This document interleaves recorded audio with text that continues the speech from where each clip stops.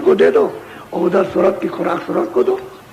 तो कहते हैं भजन करो। तो ये है सब। बोलो। सत्य गुरु पूरे कहे सुनाई, लगो जाई सत्य नाम से। अब कहते हैं भाई, जब वो पूरे सदगुरु कहते हैं कि भाई तुमको बीच के भी नाम मिलेंगे, बीच का भी भेद मिलेगा, बीच का भी रूप मिलेगा, बीच के भी दर्शन होंगे, लेकिन यह है कि तुम भजन करते रहोगे और लगे रहोगे और प्रीत प्रतीत के साथ में, तो जो सतनाम है, जो सत्य देश में सतलोक कहते हैं, वहां पहुंच जाओ, वहां पहुंचा दी जाओ। अब तो उससे वहीं से आए हो। वही तो कहा करता हूं। तो जब मैं कहता था, कोई प्रमाण नहीं देता था, तो इनको ये होता था कि भाई सब लोग तो वहां से आए, सत्यदेश से आए, और ये परदेश है तो लोग नहीं समझ गया। अब वो पढ़े लिखे, वो देखे भागवत को देखे कि इसमें तो ये कुछ नहीं देखा, फिर वो गीता देखें तो इसमें भी कुछ नहीं है, और शास्त्रों को देखें, पढ़े लिखे वेद पलटे। तो काशी में उन्होंने हमसे कहा कि भाई हमारे जो हम किताबें पढ़ते हैं, हमको जो बताई गई हमारे धर्म में, तो तुम्हारा धर्म कहाँ से आ गया, आया कहाँ से तुम्हारा धर्म? तो वही दो धर्म तुम्हारा जहाँ से आया वही बात बताई जाती है, दूसरी बात कुछ नहीं है। वही तो समझे नहीं आते। असली बात तो ये, मैंने भाई जब ब्रह्मा ने जब वेद आवाज सुन करके तपस्या की, यानी समाधि लगाई, समाधि का मतलब यह है कि उन्होंने आवाज को सुना, तो आवाज को सुना और उन्होंने हुक्म दिया कि हम जो बोले वो लिख दो। तो उसने लिखा है कि हमने आवाज सुनी वो लिखा, हमको जिसमें से आवाज मिली उनका दर्शन नहीं हुआ, साफ लिखा, हमको दर्शन नहीं हुआ।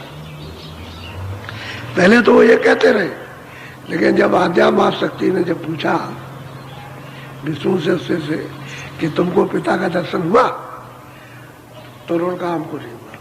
इतने लुच्चे हो, इतने झूठे हो, समझ गए, और तुमने कह दिया हमने पिता का दर्शन किया, और दर्शन तुमको आवाज सुनाई दी तुमको, वो तुमने लिखा, दर्शन नहीं हुआ, तो श्राप दे दिया कि जाओ जगत में तुम्हारी कोई पूजा नहीं करेगा। असली बात तो ये है। और उनसे कह दिया कि जगत में तुम्हारी पूजा इसलिए होगी, विष्णु की और शिव जी की, कि तुमने सत्य बोल दिया कि हमने दर्शन नहीं किया। तो इन तीनों में से जो तपस्या की है, किसी को दर्शन नहीं हुआ। जो सैदल कमल में जो इनके बैठे हुए हैं, जो पिता कहलाते हैं, उनका किसी को दर्शन नहीं हुआ। आद्या शक्ति को उसका भेद मालूम है, तो उसको आदेश दे दिया है कि तो इधर कोई ना आने पाए, और ये इनको बिल्कुल पता न लगे कि मैं इधर बैठा हुआ हूँ। तो फिर इनको अलग कर दिया। तब तो ये सृष्टि का काम संभाल रहे, उत्पत्ति का, प्रलय का, पालन का। ब्रह्मा का काम उत्पत्ति करने का, और विष्णु का काम पालन करने का, शिव का काम संहार करने का। और अपने अपना मुकाम है, कुर्सी है, जैसे कुर्सी पे तुम्हारा काम ये, तुम्हारा ये, तुम्हारा ये, वही कुर्सी है, उसमें बैठ के अपना अपना काम कर रहे हैं, अपने अपने काम में।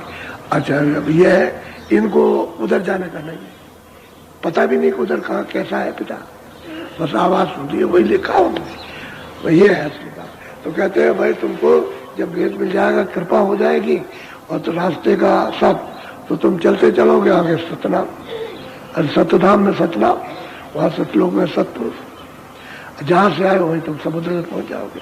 वो तो सागर है, उसी में जाके बस गिरे तो वही हो गए सागर।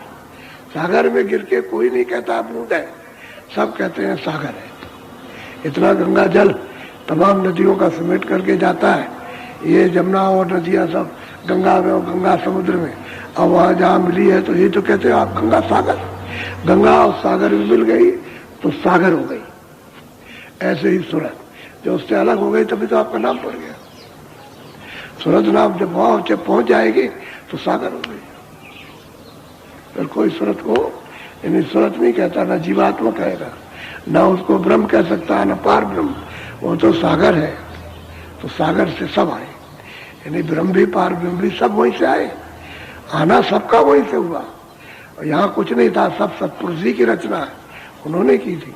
तो लोग किताबें देखते हैं तो किताबों में क्या होता। अब उनको जब प्रमाण मिल जाता है भाई यही नहीं कुछ कह रहे और भी कहते आ रहे, तब वो कहते हैं कि नहीं भाई रास्ता ठीक है। तब वे जीव को अपने परमार्थ का, अपने देश का, तब उसको होश आता। नहीं ऐसे कुछ नहीं है, कोई होश नहीं है, सब जीव बहते हुए चले जा रहे हैं। अब ये कोई जगह का जल जाएगा, नहीं तो ये गए मनुष्य पाया। ये निकल जाएगा, समय निकल जाएगा।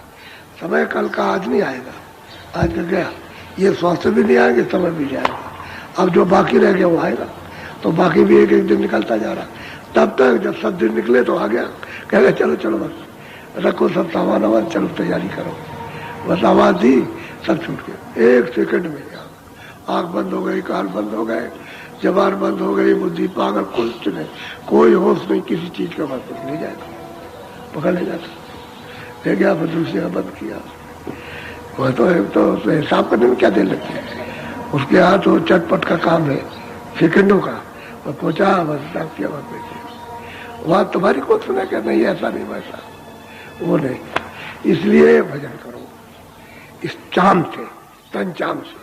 ये भजन करने के लिए मिला है, ये और काम के लिए पेट भरने को भर लो और बाकी भजन करो।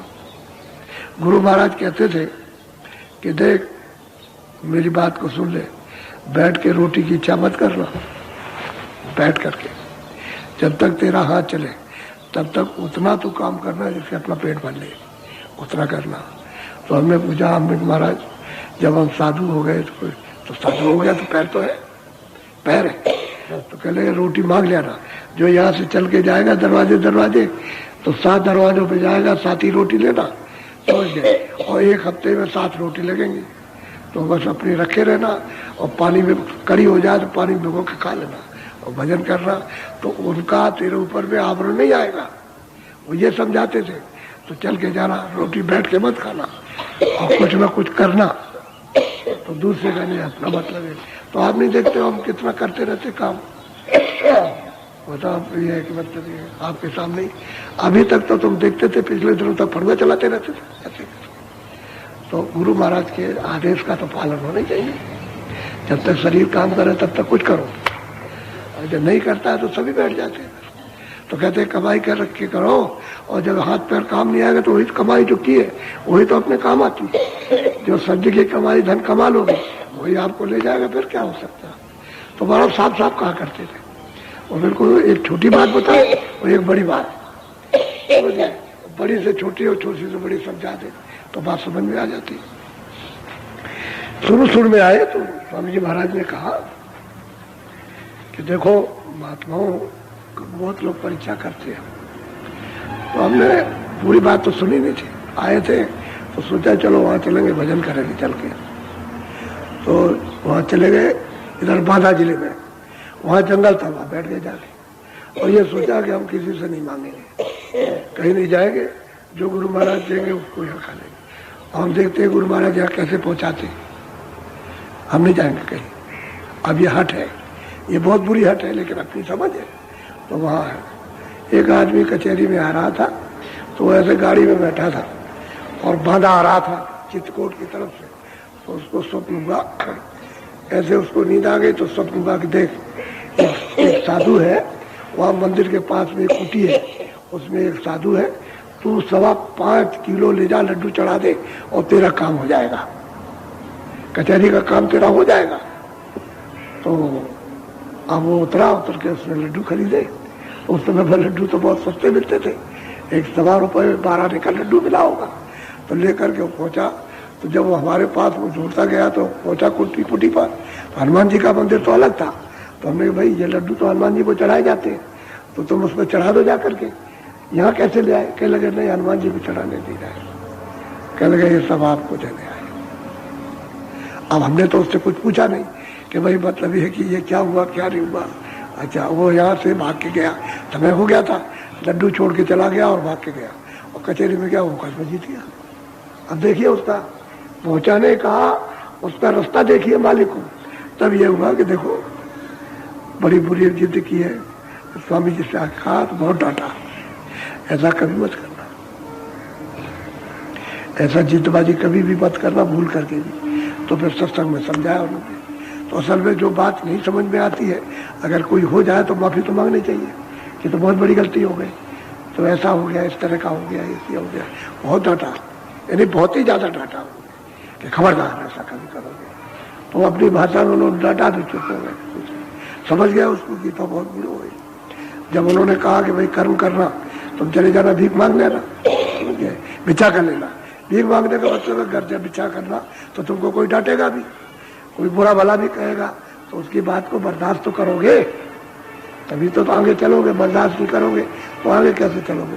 ये भी काम करते थे। सही बात यह है, तो भिक्षा मांग करके और नहीं कोई काम कर लेना तो उसे कुछ करना हाथ से, तो करके ये समझ लो कि हमने पेट के लिए कर लिया, बस ठीक है, अच्छी बात। तो इसीलिए हम वही बात स्वामी जी की सबको कुछ ना कुछ करो, करते रहो, ताकि मतलब ये ऐसा ना हो अपनी में। और जो भजन करो अपने पास रखो, भजन में से खर्च ना हो, ध्यान करो, भजन करो, जो भी आप करो उसमें से जो कुछ मिले वो आपके पास में गवा न दो किसी को, गमाओ मत कि आपने उसमें से दे दिया आपके पास कुछ नहीं रह गया ऐसा नहीं करना। तो हमेशा हर युक्ति को समझाते थे कि ऐसा करना, इस तरह करना, इस तरह करना। फिर गहरे सत्संग होने लगे, उनको वो सब समझाने लगे। तो कहने का यह है कि जो कहें उसको करे, और जो वो करे उसको कभी मत करे, क्योंकि वो तो न मालूम किसकी मसलहत से कर रहे हैं। तुमको जो कह दिया वो करो, वो जो करते उसको कर मत करो। ये भी वो समझाते थे कि भाई वो बच्चों का खेल खेलेंगे। एक दफे बच्चे खेल रहे तो गाड़ी बना रहे थे। ये जो ज्वार के पेड़ होते हैं उसमें अंदर निकलता है उसका सफेद सफेद, उसकी उन्होंने पहिया बनाया स्वामी जी ने, और गाड़ी बनाई, और फिर उसमें ले जाकर के ऐसे उसको दौड़ाया। कहा रहे बच्चे इसमें बैठ जा, वो छोटे लड़कों से कहा बैठ हम गाड़ी ले चलेंगे ऐसे, तो उसमें बैठा लिया। जैसे उसमें बैठा और टूट गया, तो लड़का रोने लगा, कहने लगे फिर बना लेंगे, फिर बैठाएंगे तो